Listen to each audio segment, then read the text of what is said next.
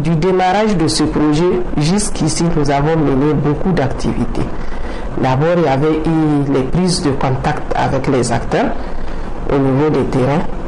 Et cette activité avait consisté pour nous d'aller dans tous les départements, les 8 départements et la ville de Maradi où intervient le projet, pour prendre contact avec les acteurs clés, notamment les autorités administratives locales, coutumières et les services techniques au niveau des départements et de la ville de Maradi. Donc après cette activité, il y a eu le lancement du projet. Et après le lancement du projet, il y avait eu pas mal d'activités qui se sont réalisées sur le terrain. Il y avait eu des activités de formation, de mise en place des comités d'éveil citoyen, le renforcement des capacités de ces comités qui ont été mis en place et évidemment des activités telles que le dialogue multi-acteurs. C'est un projet dont le centre d'intérêt consiste à tenir des dialogues multi-acteurs au niveau de tous les départements pour faire ressortir des feuilles de route. Et à l'issue de ces feuilles de route, il y a eu d'autres activités qui ont été réalisées sur le terrain par l'intermédiaire des comités d'éveil citoyen. Donc c'est les comités d'éveil citoyen eux-mêmes qui ont mis en œuvre les activités issues des feuilles de route. Et l'association d'appui, à travers les cadres de l'association, ont mené à une supervision de ces activités sur le terrain.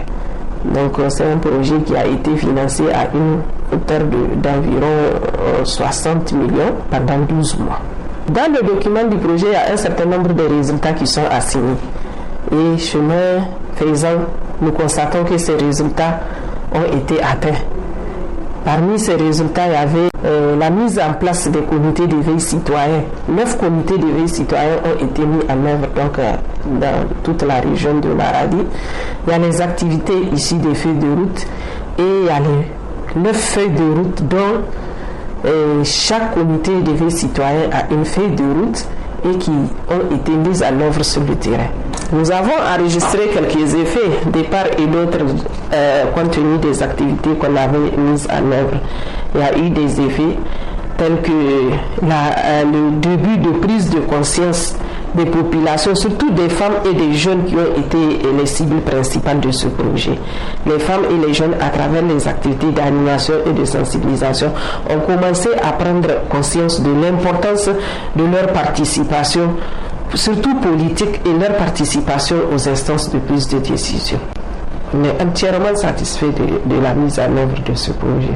Ce projet a été mis en œuvre dans les 8 départements et la ville de Maradi à travers les comités de veille citoyen. Ces comités ont bénéficié de toutes les stratégies de mise en œuvre de ce projet. Ainsi, ces comités ont élaboré des termes de référence relatifs aux activités contenues dans les feuilles de route. Ils ont par la suite soumis ces TDR à l'association HIMA pour financement.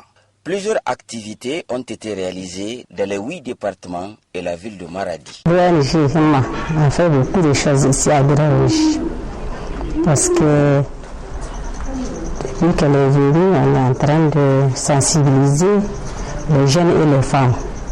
On a sensibilisé 4 villages dans les 5 villages dans les 5 communes.